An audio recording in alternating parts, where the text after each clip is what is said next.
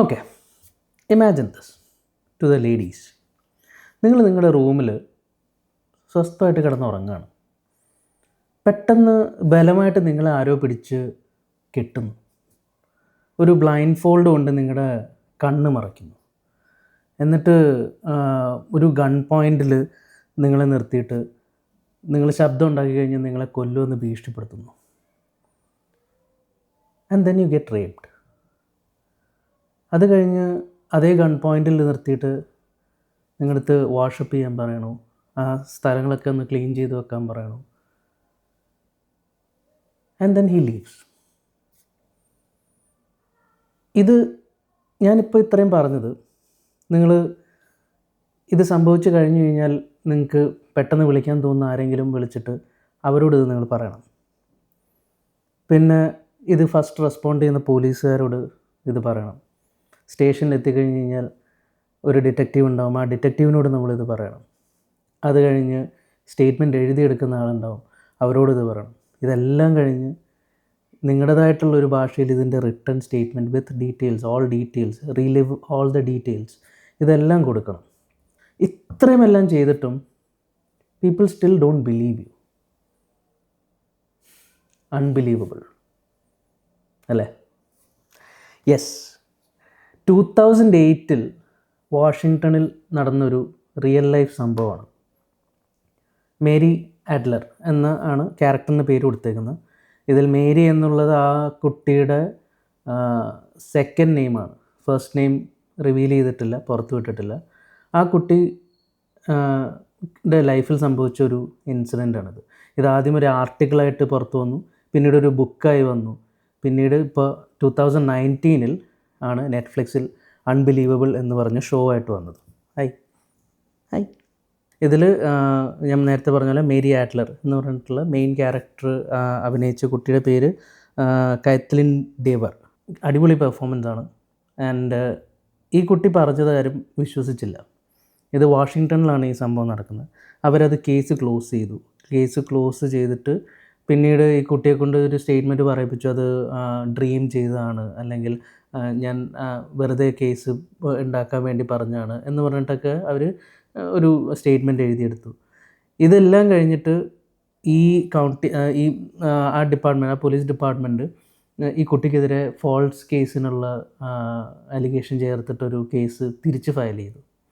ഇതെല്ലാം ആ കുട്ടി കടന്നുപോയതാണ്. ഇതേ സമയം കൊളറാഡോയിലും വെസ്റ്റ്മിനിസ്റ്ററിലും സിമിലർ കേസസ് ഉണ്ടാകുന്നു. Similar pattern, similar stories. അവിടുത്തെ വിക്ടിംസ് പറഞ്ഞത് ഇതേ രീതിയിലുള്ള സംഭവങ്ങൾ തന്നെയാണ്.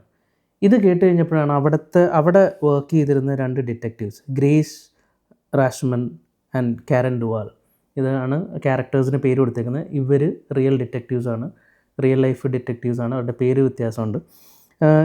ഇവർ ഫീമെയിൽ ഡിറ്റക്റ്റീവ്സാണ്. ഇവർ ഈ വിക്ടിംസ് പറയുന്നത് വളരെ ശ്രദ്ധയോടെ കേട്ട് അവരോടൊരു എംപതി കാണിച്ച് ഇതിൻ്റെ ഡീറ്റെയിൽസ് മാക്സിമം അവരെ ഹേർട്ട് ചെയ്യാത്ത രീതിയിൽ ഇതിനെക്കുറിച്ച് അറിഞ്ഞ് and they followed that case. And this show is all about how അവരുടെ ഒരു കൺവിക്ഷനും അവരുടെ ഒരു കമ്മിറ്റ്മെൻറ്റും അവരുടെ ഒരു ഇത് എങ്ങനെയും ഇത് സോൾവ് ചെയ്യണം എന്നുള്ള അവരുടെ ഒരു എന്താ പറയുക, ഒരു സ്ട്രോങ് ബിലീഫ്.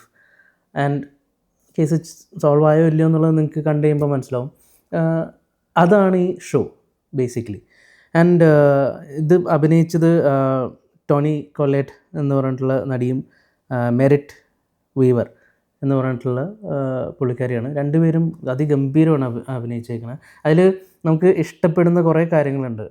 അവർ ഈ കേസ് സോൾവ് ചെയ്യുന്ന സമയത്തുള്ള ചെറിയ ചെറിയ ഫൈൻഡിങ്സ്, പെട്ടെന്ന് അവരുടെ നോട്ടീസ് ചെയ്യപ്പെടുന്ന കാര്യങ്ങളും, അത് ഭയങ്കര സ്ലോ ആയിട്ടാണ് സീരീസ് ബിൽഡ് ചെയ്ത് പോകുന്നത്. ആൻഡ് 8 എപ്പിസോഡ്സ് ഉണ്ട്. ആൻഡ് ആ ഓരോ എപ്പിസോഡിലും അവർ ഇത് ഫൈൻഡ് ചെയ്യുന്ന രീതി നമുക്ക് കണ്ടിരിക്കാൻ തോന്നും. ഇതിൻ്റെ ഒരു വൺ ഓഫ് ദ മെയിൻ ഒരു എന്ന് പറഞ്ഞാൽ ഫസ്റ്റ് കേസ്, ഇപ്പം മേരിയുടെ കേസ് ടേക്കപ്പ് ചെയ്യുന്നത് ഒരു മെയിൽ പോലീസ് ഓഫീസേഴ്സാണ്. മെയിൽ പോലീസ് ഓഫീസർ, അതും റിയൽ ലൈഫ് പോലീസ് ഓഫീസേഴ്സാണ്. പുള്ളിയുടെ ഇൻഎക്സ്പീരിയൻസ് കാരണവും പുള്ളി നാർക്കോട്ടിക്സ് ഡിപ്പാർട്ട്മെൻറ്റിൽ നിന്ന് ട്രാൻസ്ഫർ ആയിട്ട് വന്നിട്ടുണ്ടായിരുന്നുള്ളൂ. സോ പുള്ളിയുടെ ഇൻഎക്സ്പീരിയൻസ് കാരണവും പിന്നെ അവർ ഫൈൻഡ് ചെയ്തപ്പോൾ അതിൻ്റെ അകത്ത് no signs of force entry, DNA ഇല്ല, ഡോസും വിൻഡോസും എല്ലാം അകത്തുനിന്ന് ലോക്ക്ഡ് ആയിരുന്നു, പിന്നെ നെയ്ബേഴ്സോ ആരും ബഹളമോ ഒന്നും കേട്ടിട്ടില്ല. സോ ഇതെല്ലാം വെച്ചിട്ടും ആണ് അവർ ഈ കേസിനെ അനലൈസ് ചെയ്തുകൊണ്ടിരുന്നത്. പക്ഷേ ഇപ്പുറത്ത് ഈ ഫീമെയിൽ ഡിറ്റക്റ്റീവ്സിൻ്റെ ഇതെടുത്ത് വന്നപ്പം ഇവർ ഈ വിക്ടിംസ് പറയുന്നതിനോട് അവരുടെ ആ ഒരു മാനസികാവസ്ഥ കുറച്ചുകൂടെ മനസ്സിലാക്കിയിട്ടാണ് അവർ ഈ കേസ് ഹാൻഡിൽ ചെയ്തത്. അതൊക്കെ ആയിരിക്കാം ഇതിൻ്റെ ഡിഫറൻസും കാര്യങ്ങളും. ആൻഡ് എൻഡിലേക്ക് എത്തുന്നതും എങ്ങനെ ഈ കേസ് തീരുന്നതും സോൾവ് ആവുകയില്ലോ എന്ന് ഞാൻ പറയുന്നില്ല, കാണേണ്ടവർ കാണുക. ആണ് ഇതിൻ്റെ ഒരു ഷോ. ഇതിൻ്റെ ഒരു പ്രിമൈസൊക്കെ ഇതാണ്. And it's a very beautiful show. And ഭയങ്കര ഹാർട്ട് ഫെൽറ്റാണ്, ഡീപ്പ്, ഭയങ്കരമായിട്ടൊരു ഡിസ്റ്റർബിംഗ് ആണ്, അങ്ങനത്തെ കുറച്ച് സംഭവങ്ങളുണ്ട്. പക്ഷേ എങ്കിലും നമ്മൾ will be glue to the screen, കണ്ടിരിക്കാൻ തോന്നും ഈ ഷോ. ആൻഡ് ഇപ്പോൾ ഈ ആദ്യത്തെ കേസിൽ മേരി അഡ്ലർ പുള്ളിക്കാരിയെ ബിലീവ് ചെയ്യാതിരിക്കാനായിട്ടുള്ള കുറേ ഇതെന്ന് പറഞ്ഞു കഴിഞ്ഞാൽ ഇത് എക്സ്പെക്റ്റേഷൻ ഓഫ് ദ സൊസൈറ്റി ഉണ്ട്.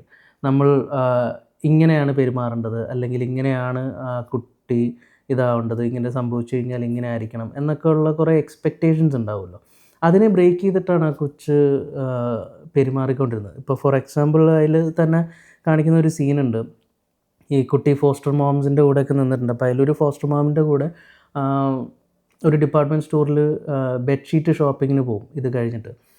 അപ്പം ഈ കുട്ടി പറയുമ്പോൾ എനിക്ക് അതേ ബെഡ്ഷീറ്റ് തന്നെ വേണം എന്ന് പറയും. അപ്പോൾ അതവിടെ ഇല്ല. അപ്പോൾ ആ കുട്ടിക്ക് ദേഷ്യം വരുന്നതും, അപ്പം ഫോസ്റ്റർ മോം ചോദിക്കേണ്ടത്, ഞാനാണെങ്കിൽ ഒരിക്കലും അങ്ങനെ ആ ബെഡ്ഷീറ്റിൽ വീണ്ടും ബെഡ്ഷീറ്റ് വേണമെന്ന് പറയില്ല, പക്ഷേ എനിക്കത് വേണം എന്ന് പറഞ്ഞിട്ട് എനിക്ക് ഏറ്റവും ഫേവറേറ്റ് ആയിട്ടുള്ള ബെഡ്ഷീറ്റാണ് എന്നൊക്കെ പറഞ്ഞാൽ ആ കൊച്ച് വാശി പിടിക്കുന്നതും ദേഷ്യപ്പെടുന്നതൊക്കെ ഇത് റിയൽ ലൈഫിലും സംഭവിച്ചിട്ടുള്ള കാര്യമാണ്. അങ്ങനത്തെ ഇതൊക്കെ വെച്ചിട്ടാണ് ആൾക്കാർക്ക് സംശയം തോന്നി തുടങ്ങുന്നത്, ഇത് ശരിക്കും നടന്നതാണോ, കൊച്ച് ഉണ്ടാക്കി പറയുന്നതാണോ എന്നൊക്കെ ഉള്ളത്. So it's a perception of the society, നമ്മളെങ്ങനെ കാണുന്നു എന്നൊക്കെ ഉള്ളതും ഒക്കെ ഇതിൽ ഡിസ്കസ് ചെയ്യപ്പെടുന്നുണ്ട്. And it's a very good show to watch. ശരിക്കും if the truth is inconvenient they don't tend to believe. That's what it is. ഈ ഒരു കേസ് റിപ്പോർട്ട് ചെയ്യപ്പെടുന്നത് തന്നെ വലിയ കാര്യമാണ്. ഇപ്പം സ്പെഷ്യലി നമ്മുടെ നാട്ടിലൊക്കെ എടുക്കുകയാണെങ്കിൽ, ഇന്ത്യയിലൊക്കെ എടുക്കുകയാണെങ്കിൽ, ഇങ്ങനത്തെ ഒരു കേസ് റിപ്പോർട്ട് ചെയ്യപ്പെടുന്നത് തന്നെ വലിയ കാര്യമാണ്. ആൻഡ് അത് റിപ്പോർട്ട് ചെയ്ത് കഴിയുമ്പോഴുള്ള വിക്ടിമിൻ്റെ ട്രോമറ്റൈസ്ഡ് ആയിട്ടുള്ള കുറേ കാര്യങ്ങൾ നമ്മൾ കേൾക്കാറുള്ളതും കാണാറുള്ളതൊക്കെയാണ്, വായിക്കാറുള്ളതൊക്കെയാണ്. അതൊക്കെ ഒരു മിനിമൈസ് ചെയ്യാനായിട്ട് കുറച്ചും കൂടെ ഒരു എംപത്തറ്റിക് അപ്രോച്ചിൽ, അല്ലെങ്കിൽ കുറച്ചും കൂടെ ഒരു കൺസേൺഡ് ആയിട്ടുള്ള രീതിയിൽ നമ്മുടെ ഒഫീഷ്യൽസ് കാര്യങ്ങൾ എടുക്കുന്നവരുണ്ട്. ഒരുപാട് പേര് അങ്ങനെ എടുക്കുന്നവരുണ്ട്. അതല്ലാത്ത ഇത് നമ്മൾ കേൾക്കാറുണ്ടല്ലോ.